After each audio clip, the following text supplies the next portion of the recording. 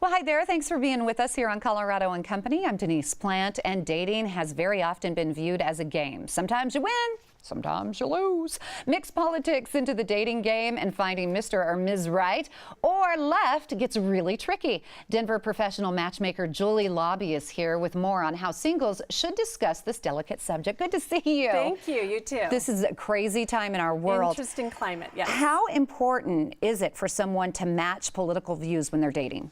You know, I do have clients that come to me and they really have their do's and don'ts and things that they really want to stand behind, and I always encourage them to meet somewhere in the middle, because if you fall in love with someone for all the other things that make them amazing, oftentimes those types of hot topics will fall to the background. Yep, sometimes they're taboo. But when should singles discuss politics? Well, never on the first date, because that's just a little too divisive and emotional. And so I always say get into the relationship a little bit more. When I'm working with my clients, I ask them those questions so they don't have to. Oh, but that's good. Explore the relationship before you bring that up. So how do you date across party lines? I mean, my husband and I, we've been together 25 years, and we differ in political views sometimes. Exactly. And I think oftentimes, well, first of all, don't try to convert each other, because really you don't want it to turn into a personal attack, but it can be a really interesting conversation. And when you respect each other's views, same with my husband, when we really are genuinely curious about why we think about different things, oftentimes that's why we feel attracted to each other. Right, that's true. A little competitive spirit there. Exactly, and just the differences. And then, but really be honest with yourself. If you get into a relationship and you know that you're just compromising too much and it just is coming up against your values, then know when to say when and be okay walking away. That's really good advice, but it is possible for a staunch Republican and Democrat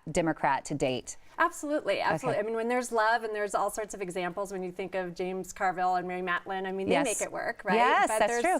It's really just more about loving and respecting each other and finding the positives. And speaking of an example, I think this is funny. You have a really good-looking guy, and he sees the girl of his dreams, but she's, wearing a Hillary for President T-shirt, and he's a staunch Donald Trump Republican. Right.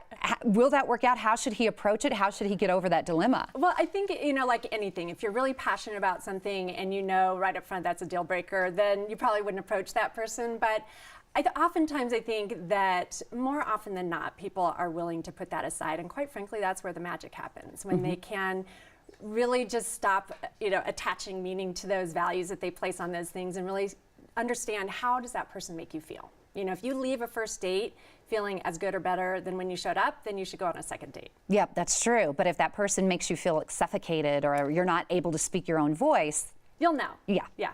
So it almost sounds like the 800-pound gorilla in the elevator. Kind of. I mean, there's a lot of expectations. Again, kind of leave your list at home and understand how that person makes you feel. But again, you don't want to compromise things. And really, I think you come to that date kind of as your personal brand, but focus on the fun and the positive and the things that are working in your life. That's what's sexy, and that's what kind of gets that chemistry going, versus getting into, topics that can sometimes be a little bit hot. And what's so interesting with what you do in life, you're a matchmaker. Right. Do you find most of the time it's true opposites do attract? Oftentimes, yes. I mean, I think of my own husband and myself. I mean, we may not have met on paper, but there are great things that bring us together that are different.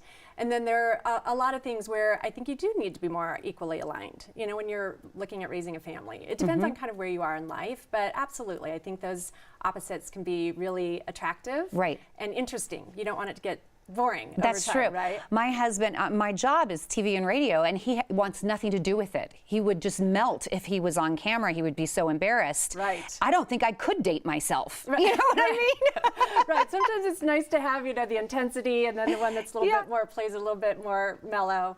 For sure. You must have the best job in the world. It's so fun to talk to you, and thank you for talking about the taboo subject and giving us tips on how to avoid confrontation with that. Absolutely. All right, we'll have to have you back on. Julie is a matchmaker with the #1 matchmaking and dating service in Denver. You can visit itsjustlunchddenver.com. That website, itsjustlunchddenver.com, to get started. Take a dating survey and read Julie's blog. You can also call 303-223-0280 for more information.